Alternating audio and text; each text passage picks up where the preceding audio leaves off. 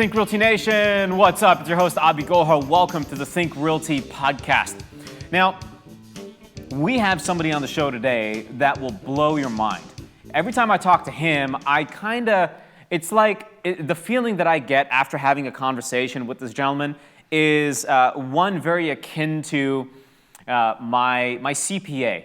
It's like, you kind of wish you had the conversations earlier to spot the gaps in your strategy, and then you leave feeling like you just got your mind blown and you hate not having to know that, like you wanted that information like last year, the year before, and you should have met with this person on time, but you never did, and so now you're kind of stuck dealing with the heartache.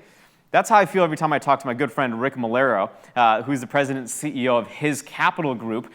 And yeah, so I don't know. We don't have anything scripted. We're just going to have a really good conversation about the market, what his thoughts are, what he's doing, and some of the trends that he's seeing as we're kind of getting prepped. He was talking about some opportunities outside of the country. Now you have a guy that lives in Florida that's thinking, I don't want to invest in the States right now. I want to go outside the States. So that's interesting.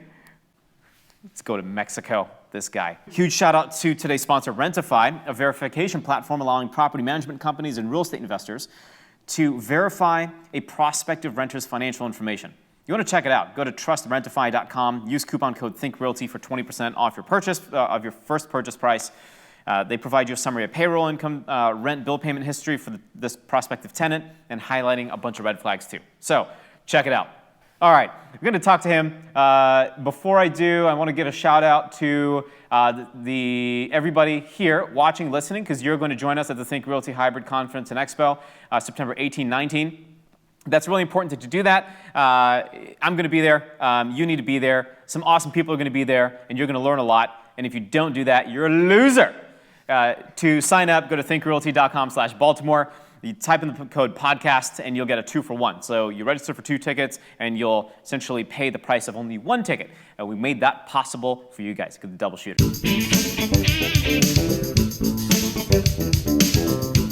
All right, let's go to Rick, man. Dude, welcome to the show. It's been such a long time. You were a constant guest on the Real Estate Deal Talk show, which is my first radio show, and then subsequently the Think Realty radio show. You were on all the time.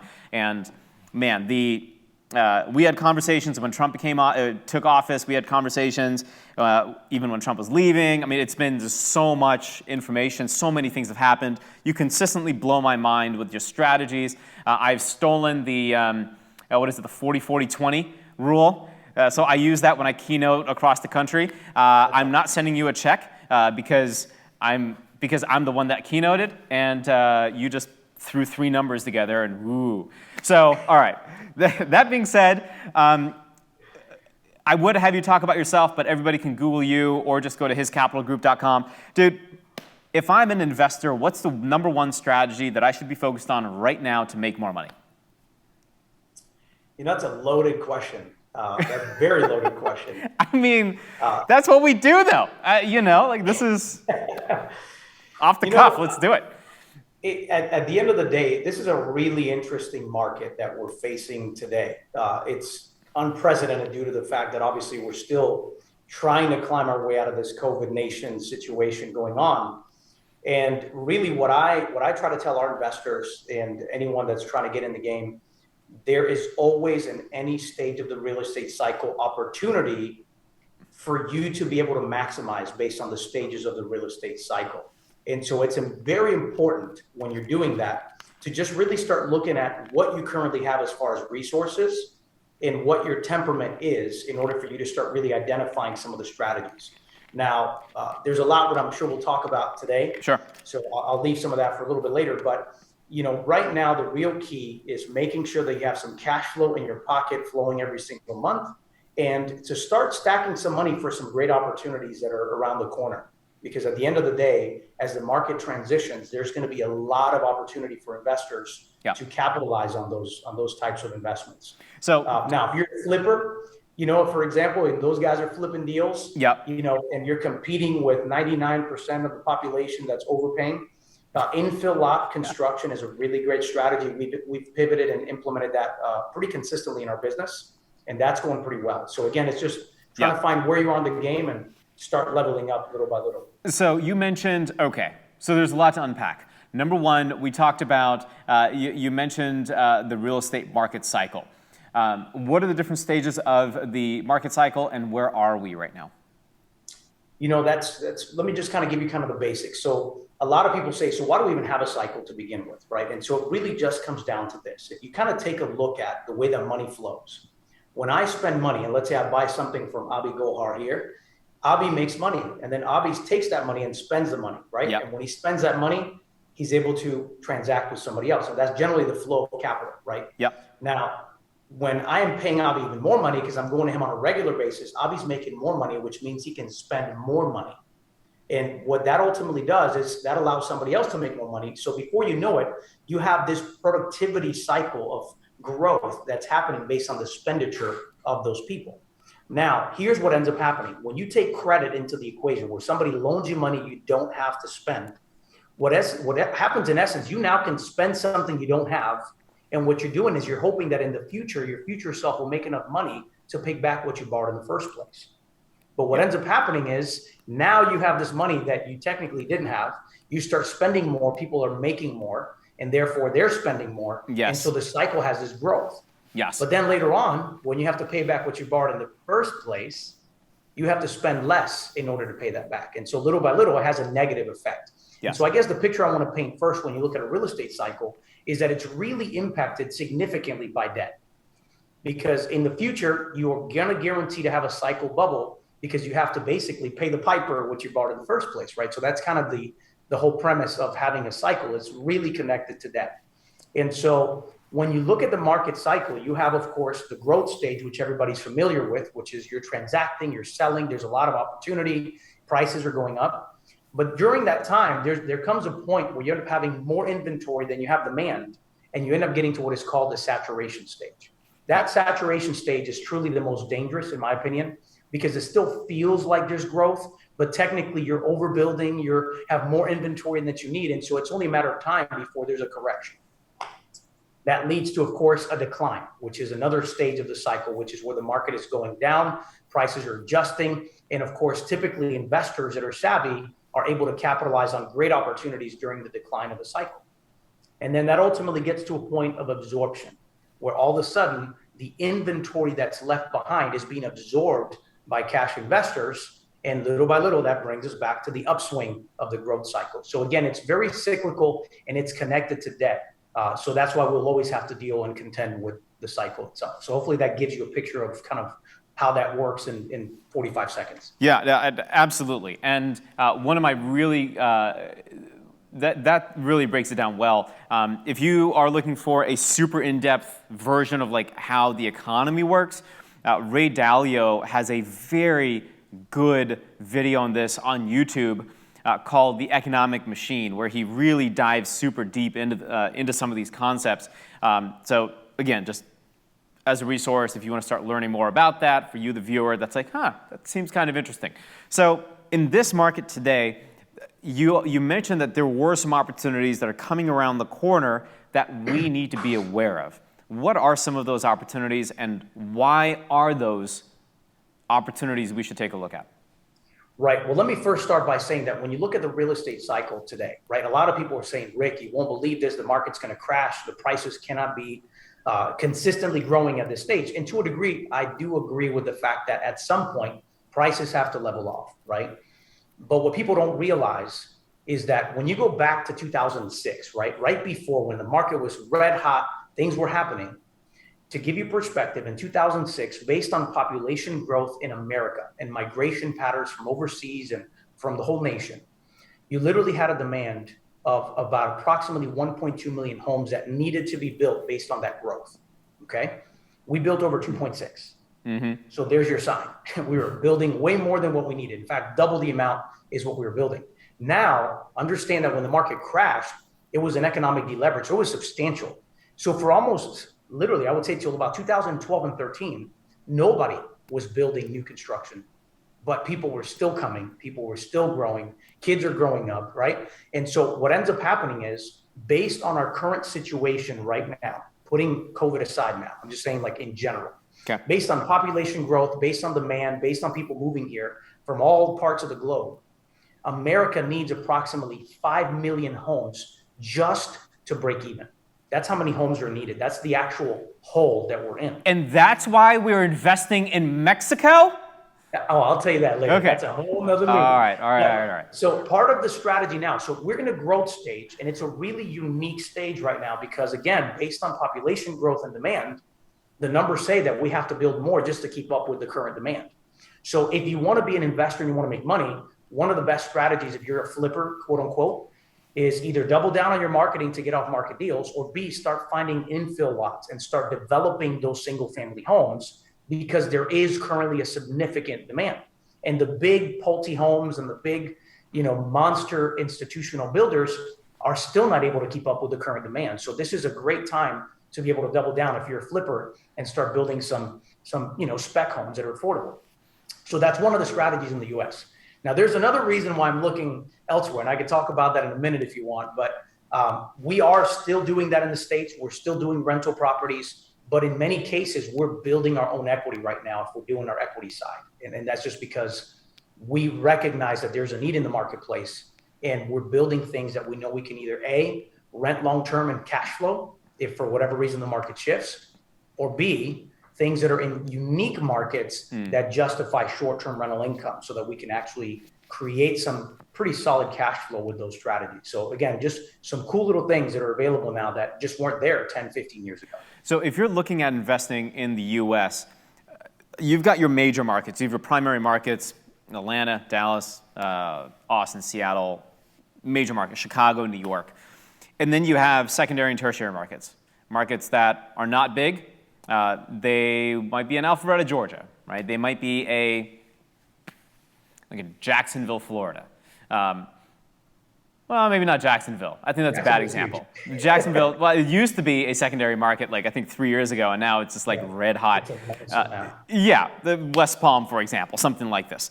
And so is the opportunity, you mentioned doubling down on marketing. That's really hard to do in a market like Atlanta, where I'm going to have to blanket the city like 8 times over just to get noticed, because everybody else and their mom is sending yellow postcards and pink postcards with blue ink and neon, whatever, right? Like everybody's playing that game in the major cities, not necessarily in the secondary and tertiary markets to that extent.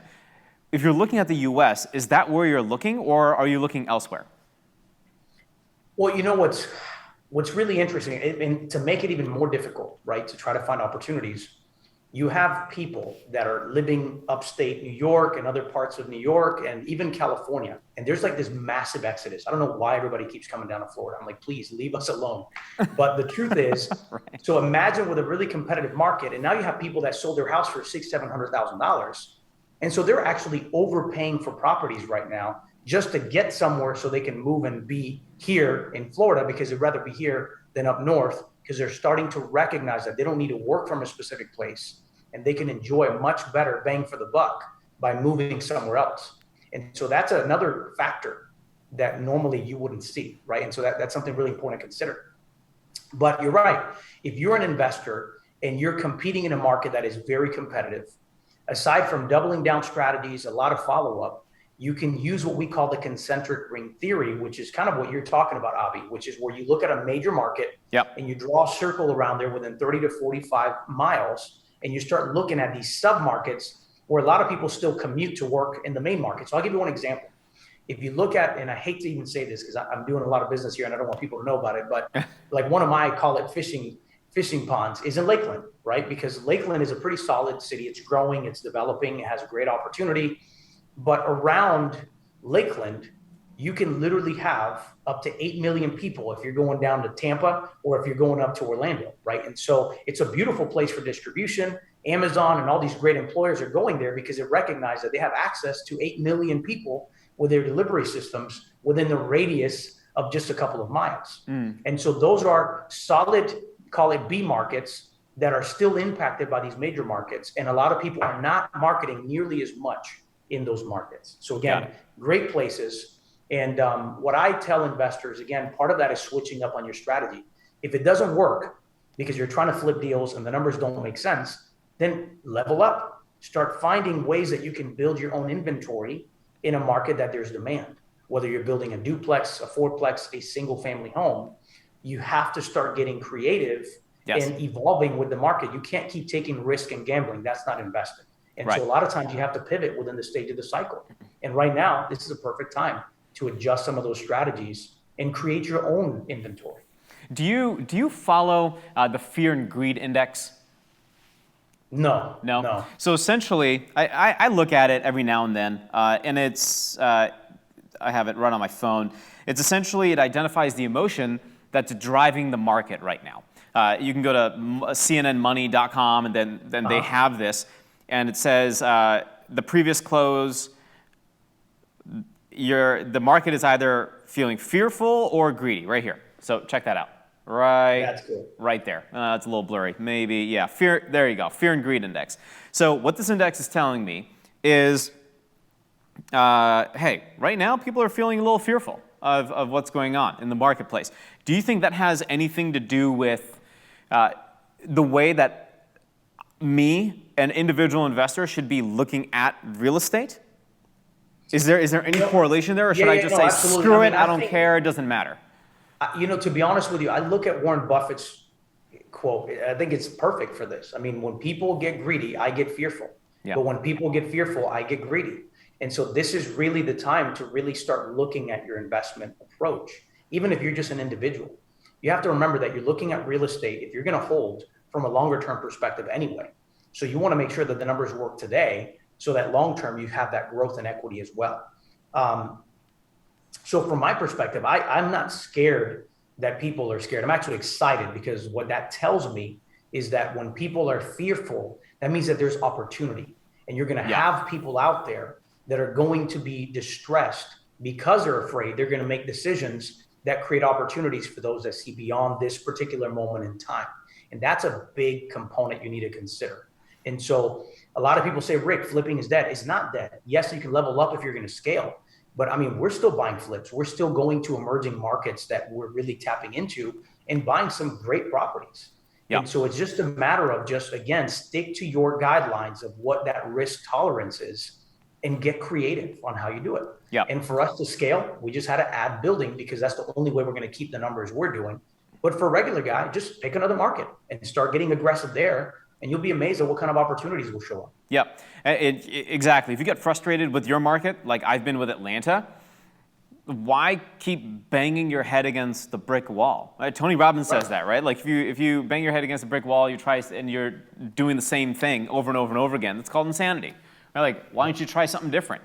If you live on the coasts and you're spending a lot of money trying to find properties to buy, or you're really spending money buying properties, then go take a look at the Midwest, right? Go take a look at some of these markets that we're talking about here today. Alabama, South Carolina even has some really good opportunities.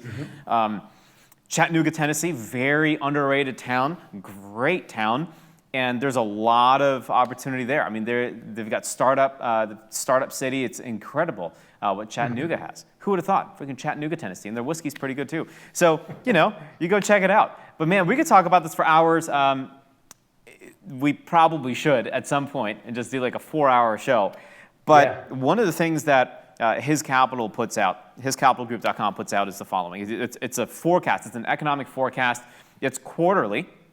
It's quarterly, right? Is it quarterly? It is. It is. We've been a little bit, I call it quarterly-ish this past year and a half, just because there's a lot of components that we're still waiting on regarding COVID.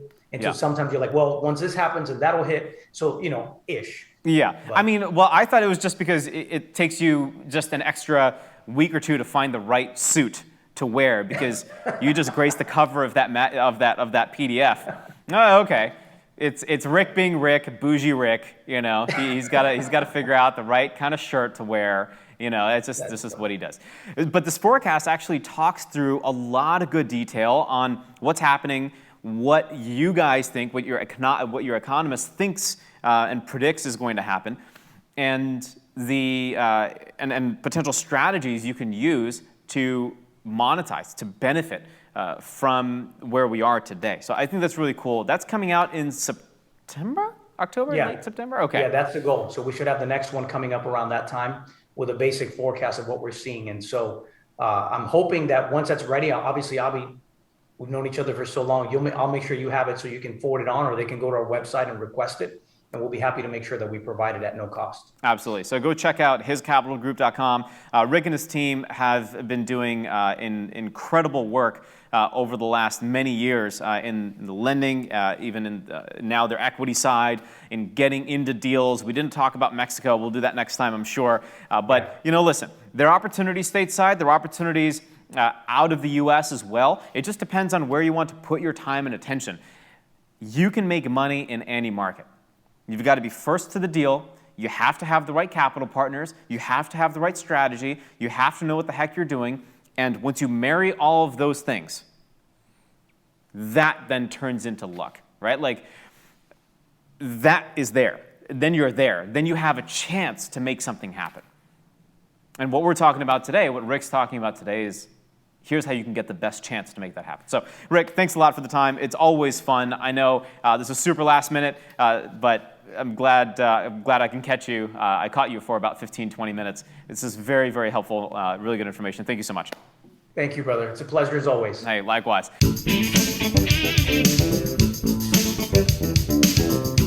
Huge shout out to today's sponsor, Rentify, a verification platform allowing property management companies and real estate investors to verify a prospective renter's financial information. If you want to check it out, go to trustrentify.com, use coupon code ThinkRealty for 20% off your purchase, of your first purchase price. They provide you a summary of payroll income, rent, bill payment history for this prospective tenant, and highlighting a bunch of red flags too. So check it out. Think Realty Nation, that's a wrap. You got any questions, hit me anywhere online at Abhi Golhar. You can sign up for the Think Realty Conference and Expo coming up September 18th and 19th in Baltimore, Maryland. You want to check that out. Go to thinkrealty.com/Baltimore, and guess what happens? You will sign up. And when you sign up for that event, type in the code podcast, and make sure you register for 2 tickets, not 1 ticket. Register for 2 tickets, type in the code podcast, and we'll only charge you for 1 ticket. So really good. We've got both the in-person event and also the virtual event. So if you want to hang out at home in your jammies that you haven't, you've worn for the last year and a half, you can do that too. It's not a bad idea. I might consider doing that this year. So that's a wrap. Get in touch. Until next time, happy investing.